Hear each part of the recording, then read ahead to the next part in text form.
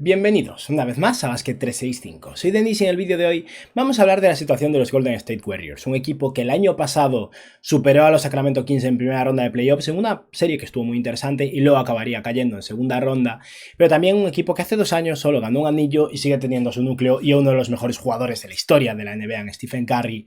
Y quiero hablar un poco de cómo ver a los Warriors, explicar por qué creo que van a ser un peor equipo este año, creo que es bastante evidente, la verdad.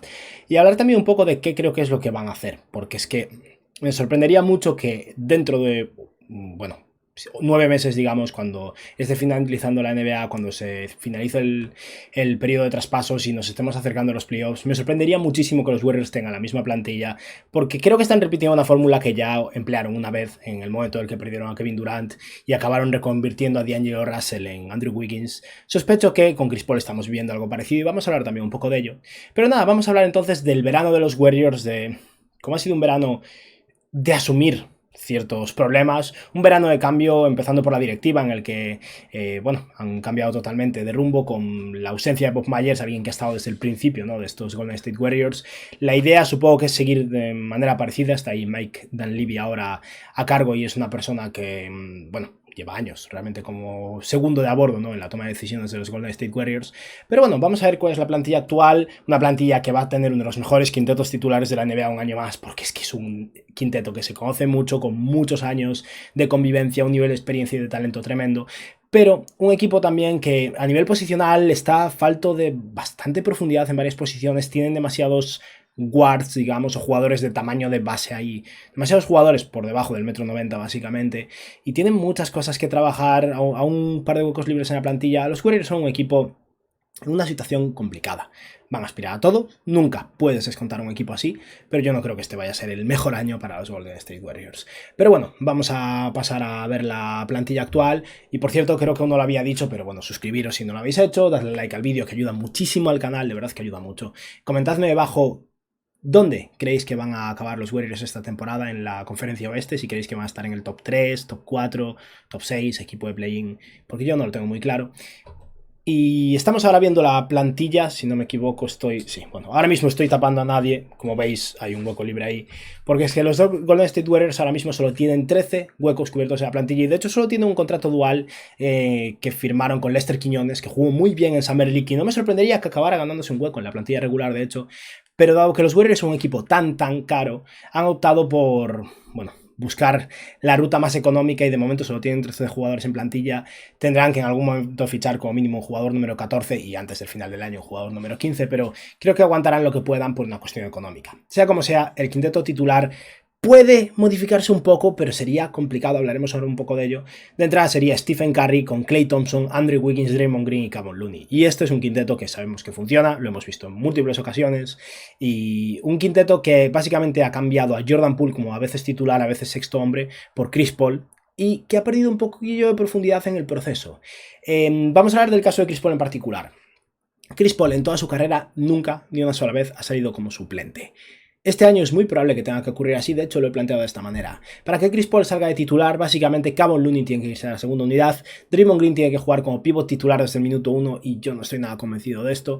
Andrew Wiggins tendría que jugar de 4, lo cual es posible, y Klay Thompson de 3, lo cual también es posible, pero Chris Paul y Stephen Curry de 1 y 2 es un dúo muy pequeño. No tiene lógica, no tiene lógica dentro de lo que es el esquema de los Golden State Warriors, y a menos que mueva al banquillo a alguien como Klay Thompson, es que no va a ocurrir. Chris Paul va a tener que ser el suplente del equipo, es la realidad, va a ser el sexto hombre de este equipo.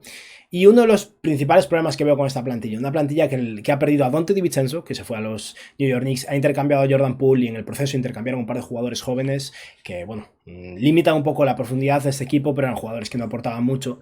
Los Warriors todavía tienen bastantes de sus picks, no controlan la elección de 2024, ahora mismo le pertenece a los Celtics por el intercambio de Marcus Smart, la tenían a los Grizzlies desde hace años, desde el momento básicamente en que los Warriors perdieron a Kevin Durant y consiguieron a D'Angelo Russell. Para hacer espacio, generar espacio salarial en la plantilla, tuvieron que mover a Andrew Iguodala y un pick de 2024 a los Grizzlies, y bueno, en fin.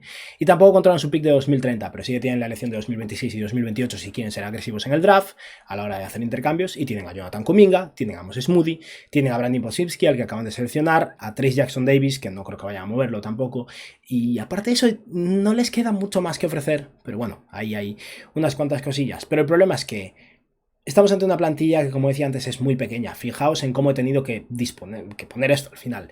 He puesto a Moses Moody de alero suplente. Creo que en el fondo Moses Moody es más bien un escolta. Mide como 1,96 m, tiene brazos muy largos, es verdad, y creo que puede defender de alero sin grandísimos problemas, pero en el fondo creo que es un escolta y tiene que jugar en esa posición porque es que apenas tienen jugadores para ese rol, aparte de Andrew Wiggins. De hecho, los partidos en los que Wiggins esté lesionado va a depender mucho de Klay Thompson en esa posición y posiblemente de Gary Payton, que no llega ni al 1,90 m, pero es muy, muy atlético y más o menos abarca un poco de todo, pero van a tener que jugar con Chris Paul de base suplente, Gary Payton de escolta suplente, a veces alero, a veces a la pivot suplente, quién sabe, Moses Moody, Jonathan Kuminga de 4 y de 5, Trace Jackson Davis, que es un novato, un jugador que seleccionaron con el pick número 57.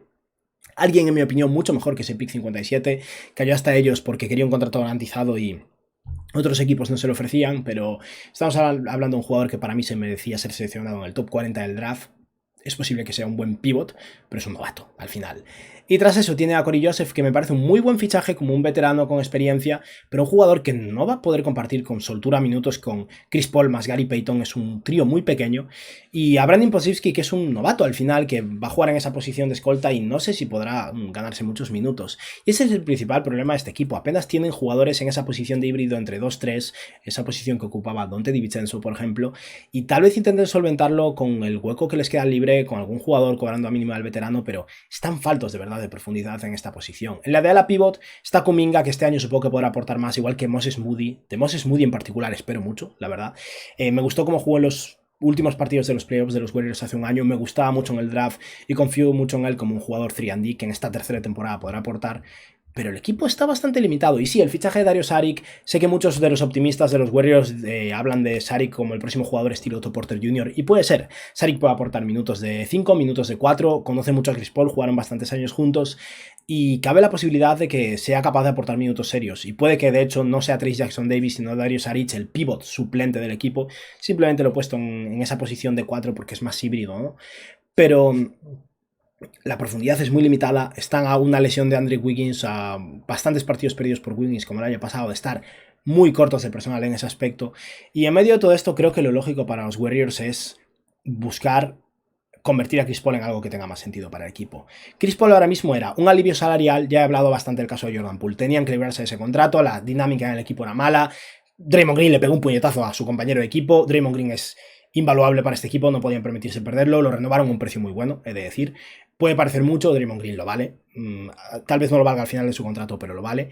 Pero necesitaban separar esos dos jugadores, necesitaban cambiar esa dinámica y lo que han podido hacer es conseguir a Chris Paul un precio no tan alto. Sí que pagaron la primera ronda de 2030, pero está protegida en el top 20, o sea, si son malos no es un problema y si son buenos les dará igual. Pero Chris Paul es un bloque salarial de 30 millones de dólares. Y esa es la realidad. Y creo que no va a acabar el año con este equipo. Y no me sorprendería que durante esta temporada, supongo que empezará la temporada como mínimo con el equipo y experimentarán, pero no me sorprendería que antes de febrero o en febrero, en el cierre de mercado, Chris Paul se haya emparejado o con Moses Moody o con Jonathan Kuminga, tal vez con los dos, tal vez con Podziemski, ya se verá. Pero Chris Paul va a ser emparejado con otro jugador y va a ser intercambiado por un jugador que cobre en torno a los 35 millones de dólares por año, un salario en esa línea y un jugador que encaje más en el equipo, porque es lo que necesitan los Warriors. No necesitan a Chris Paul. Cory Joseph puede cumplir a un nivel adecuado ese rol de base suplente, porque los minutos en los partidos importantes, Stephen Curry va a jugar muchísimos minutos. Lo que necesitan es convertir ese bloque salarial en un jugador interesante para el equipo. Y es una estrategia que le salió muy bien en una ocasión. Convirtieron a D'Angelo Russell en Andrew Wiggins y Jonathan Kuminga. Pero habrá que ver si consiguen ejecutar este plan otra vez, porque creo que ese es el plan, y si ese no es el plan, creo que la situación es bastante compleja. Vamos a volver a este formato. Es rara la situación de los Golden State Warriors. No sé qué os parece a vosotros.